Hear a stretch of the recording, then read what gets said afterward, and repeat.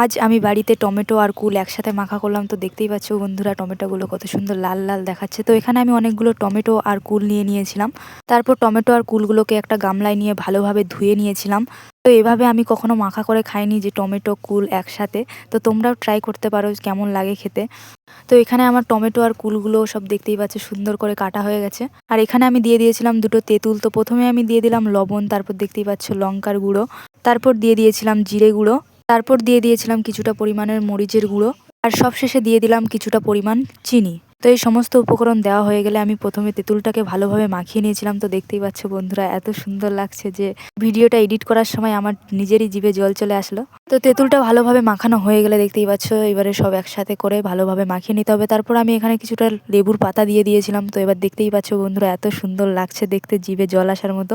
তারপর আমি এখানে টেস্ট করলাম, কি বলবো বন্ধুরা এত সুন্দর হয়েছে খেতে। তোমরাও ওইভাবে মাখিয়ে ট্রাই করতে পারো।